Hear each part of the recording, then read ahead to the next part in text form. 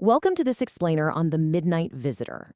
You know, at first glance, this might look like your standard study guide material, but honestly, it is an absolute masterclass in how to build a gripping spy thriller.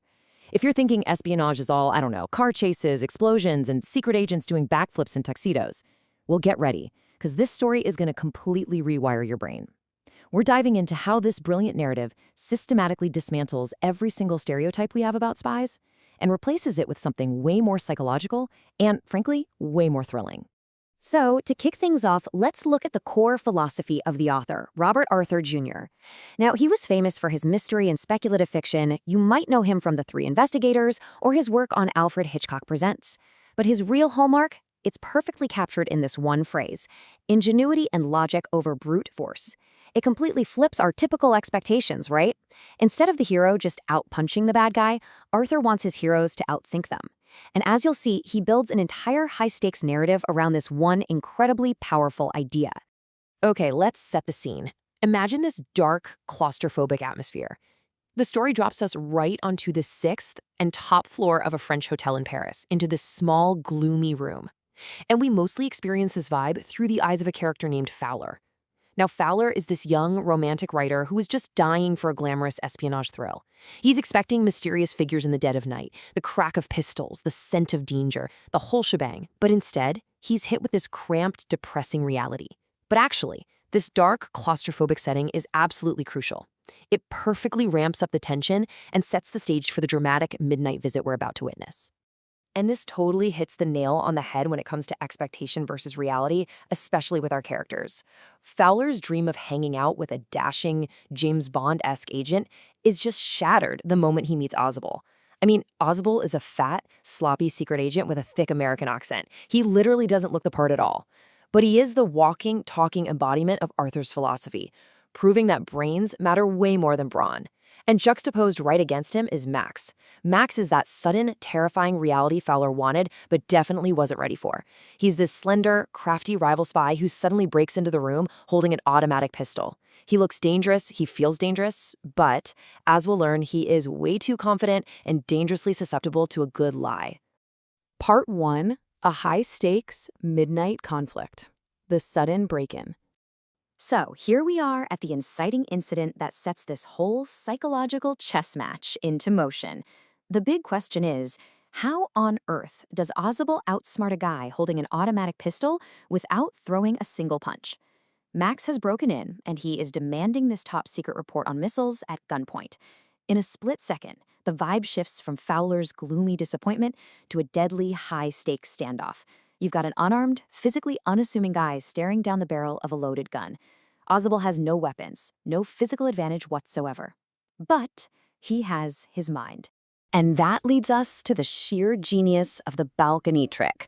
Ausable literally weaponizes pure perception and logic to trap his enemy step by step.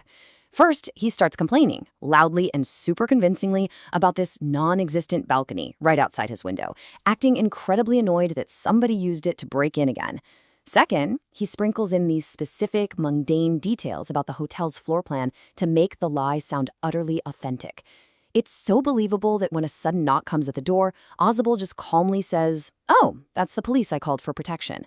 That's step 3. He manufactures panic. Max, totally believing the cops are outside and the balcony is his only escape, jumps out the window. But, spoiler alert, there is no balcony. Max jumps into the dark void of the 6th floor. Ausable wins, proving once and for all that perception is infinitely more powerful than reality. Part 2. Literary breakdown. Themes, tone, and irony.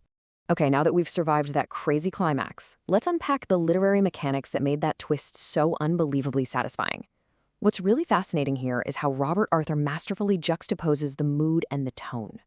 The mood of the scene, what we and Fowler are feeling, is incredibly tense. I mean, there's a deadly weapon, top-secret missile documents on the line. The stakes are literally sky-high. You can feel the shock when the lights flick on to reveal the gunman. But the tone? The author's attitude conveyed through Ausable?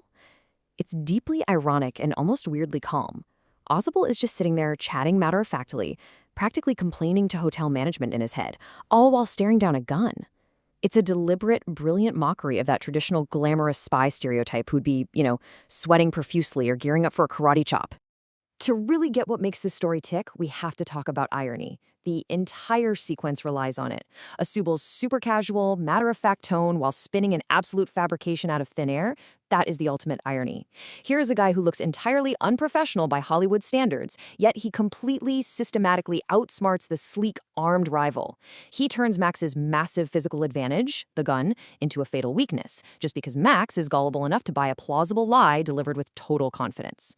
And these elements just perfectly weave together the core themes of the narrative. First and foremost, presence of mind. Staying composed when you are in mortal danger is infinitely more effective than panicking.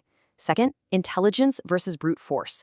Brains will always, always trump brawn when the stakes are high. And backing these up are those great sub-themes we touched on. Appearances are deceptive. Ausable is a master spy despite looking sloppy, and Max is a total failure despite the gun.